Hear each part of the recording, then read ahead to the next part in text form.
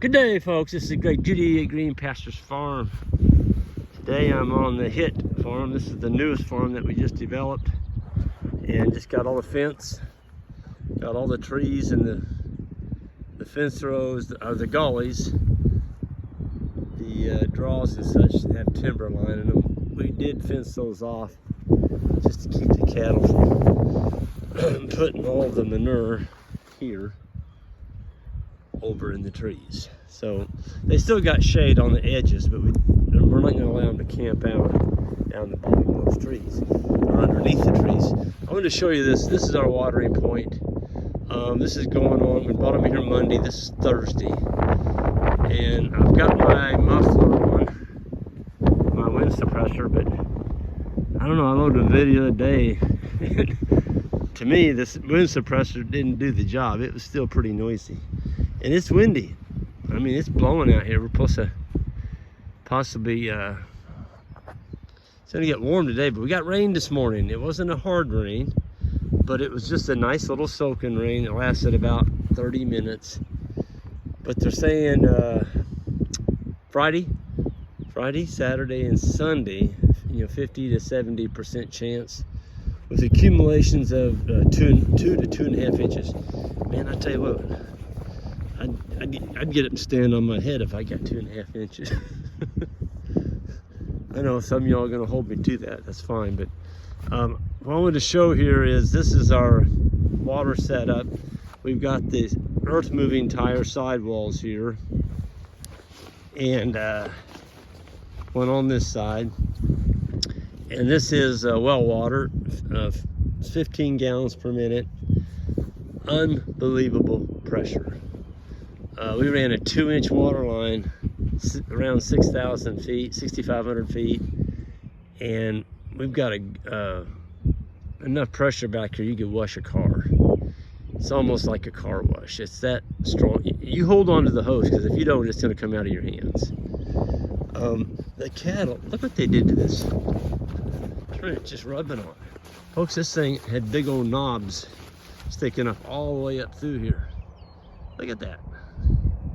They worked it down for us. So now Johnny can come along and just push the dirt in. There's hardly any knobs left. There's a couple right there, but they really did a nice job of backfilling for us. And we appreciate all the help that we can get from our livestock. Anyway, I just moved them over there on a new strip. You can tell they locked on to that strip. So what they're doing, folks, this is a crop farm. Been crop for probably 40 to 50 years. And the new owners removed the crop farmers,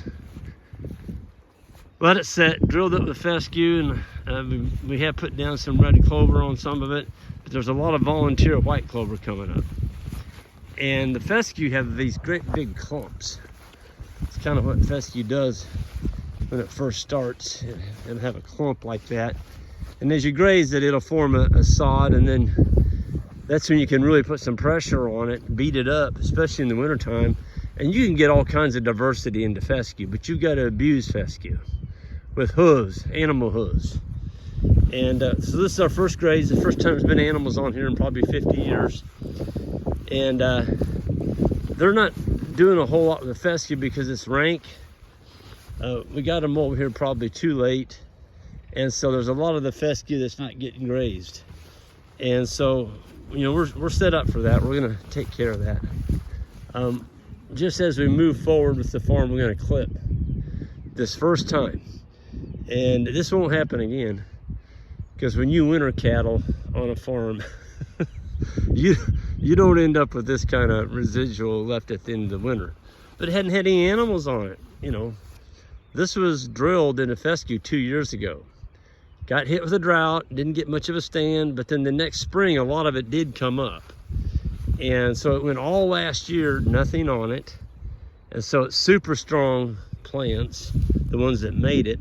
But what the cattle are doing is they're grazing in between the clumps of fescue, because the fescue's got more, well, it's kind of rank, but they're grazing the tops. See this? The top's been removed. Almost all the clumps have got some top removed on them. but they're going after this down here. They're getting the clovers. There's bluegrass, and there's a lot of annuals, little real tender plants. And I can walk you over here. They're actually grazing. When you first turn them into a paddock, they go after this white clover, the bluegrass, and the foxtail. So let's go look at them. There's 71 head in here. They're all yearling heifers and yearling steers, with 2 older cows we brought over kind of as our lead cows. Sure enough, I rolled that wire down, that lead cow brought all them heifers. Or what we call a horn cow. She's a great cow. She gives us a calf every year. And she's not pure blood. She's not a pure blood South Pole, she's 3/4 blood. My gosh, she has a beautiful calf. She's got a steer in here that just knock your eyes out. He is a beaut. He's gonna make a nice piece of table fare for someone. And we are still taking orders for some steers, both to graze on your farm, 400 pounders. We've even got a few 8s. And we've got some finishing steers that we're going to be taking to the processor in July. There's a few of those people are interested. Now see, that calf right there is eating fescue. He's just eating the tops. The calves look pretty rough. They all still got their winter hair coat on. And come back here in 30 days to 75-degree temperatures. We'll see how many have their hair coats, their winter hair coats. Look at this. This is what they're grazing. So this is the grass in between the clumps. That's bluegrass. There's foxtail. There's weeds. There's actually this plant that covers all cropland I talked about. This particular one here is purple. It's called henbit. It's a sign of anaerobic soil. In every single crop field from here, well, I think every one of them across the state of Missouri that I've seen is solid purple right now. It's purple, purple, purple. The ones that haven't been disc. And I mean, it's kind of sad actually. We've turned our cropland into a sterile, it's just a sterile, plain talcum powder dirt. And this is what it grows. It grows henbit. Nature will always put something on sterile soil to hold it in place. And that one plant right there can take sterile, low organic, basically dead soil. That plant can thrive in it. And over time, this plant would heal the soil in nature's time frame. Here's our nature's time frame. We're using animals, and this hasn't had a cloven hoof on it for over 50 years. See, there's the plantain in here. See this? Here's my white clover nestled down in the fescue. Here's some orchard grass coming up right there. Here's plantain. So there's a pretty good diet. Look at this plantain, it's cranking. Holy moly. So you never brush hog in front of the cows. And it, if we don't brush hog that off behind us, it's gonna get too rank. And if I tightened them down really tight, I'd have to be over here moving them every hour. And I can't do that. This farm is, 17 miles from us.